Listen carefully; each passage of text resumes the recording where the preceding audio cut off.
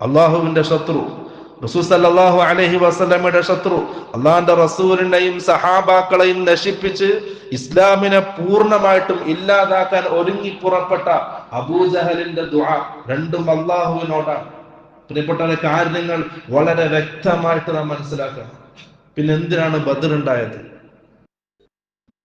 മക്കത്തെ മുശ്രിക്കിന്റെ വിശ്വാസം നാം മനസ്സിലാക്കിയാൽ നമുക്ക് ബോധ്യപ്പെടും ബദറിന്റെ പിന്നിൽ പിന്നെന്താണ് കാരണം. അള്ളാഹുവിനോട് ദുആ ചെയ്യുന്നതിൽ ഇരു കൂട്ടർക്കും തർക്കമില്ല.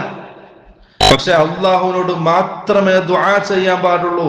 അവിടെയാണ് തർക്കങ്ങൾ സംഭവിക്കുന്നത്.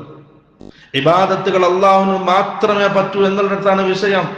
റസൂൽ സല്ലല്ലാഹു അലൈഹി വസല്ലമയും സഹാബാക്കളും പറയും ഇബാദത്ത് അള്ളാഹുവിന് മാത്രമാണ്. അബൂജഹലും കൂട്ടരും പറയും ഇബാദത്ത് അള്ളാഹുവിനുമാകാം, അതിനപ്പുറം അള്ളാഹു അല്ലാത്ത മഹത്തുക്കൾക്കുമാകാം. എന്തിന്? അള്ളാഹുവിലേക്ക്